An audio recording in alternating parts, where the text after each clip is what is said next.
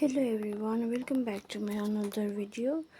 र आज चाहिँ मैले चाहिँ यो भिडियोमा के ल्याएर आएको छु भन्दाखेरि चाहिँ देखिहाल्नु भयो होला है, सुरुदेखिको छ। मैले चाहिँ बाबाको लागि एउटा फोन किनिदिएको थिएँ नि त। बाबाको फोनको कन्डिसन एकदमै नराम्रो भएको कारणले चाहिँ मैले बाबालाई एउटा फोन गिफ्ट गरेँ आज है।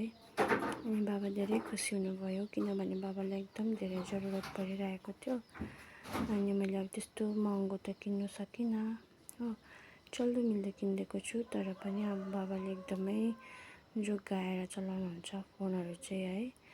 अनि बाबा चाहिँ एकदम धेरै खुसी हुनुभयो। अन्त यो चाहिँ मेरो फर्स्ट गिफ्ट बाबाको लागि चाहिँ फोन चाहिँ फर्स्ट टाइम मैले किनिदिएको। अनि अहिलेसम्म मैले फोनहरू चाहिँ गिफ्ट गरेको थिइनँ बाबालाई हो, आमालाई पनि गरेको छुइनँ। अनि यो चाहिँ फर्स्ट गिफ्ट हो मेरो बाबाको लागि। र हेरिदिनुहोस् होला है मेरो बाबाको रियाक्सन पनि। हाम्रो बाबा चाहिँ अलिकति मतलब त्यस्तो उयो खालको हुनुहुँदैन, मतलब बोल्ने हो भित्रतिर आउने खालको हुनुहुँदैन नि त, त्यही भएर त्यस्तो बोल्नु हुँदैन। अनि चाहिँ मैले अब फोन सेट गरिदिँदैछु हो। र मेरोमा चाहिँ आमाको लागि पनि सानो सरप्राइज छ, त्यो पनि हेरिदिनुहोस् होला है त। अनबक्सिङ गर्दैछु यसको। सिम हालिदिउँ भनेको इजेक्टरै छैन जस्तो छ त, छैन रहेछ त्यो इजेक्ट।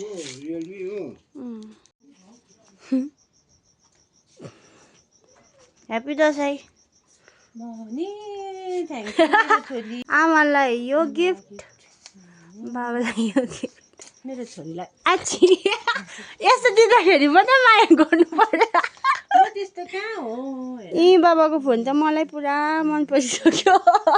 बाउ छोरीले फोन साट्ला जस्तो छ त्यही। खै मेरोबाट फोन गर्नु पर्थ्यो, भिडियो बनाउनु पर्थ्यो। खै फोटो त कता लु आऊ अरे लु बाबा। यति बेसमा छ बाबा त। कसरी लाग्यो फोन? दामी लाग्छ नि अब नयाँ फोन त। आमालाई चाहिँ दसैँ खर्च थ्याङ्क यू छोरी।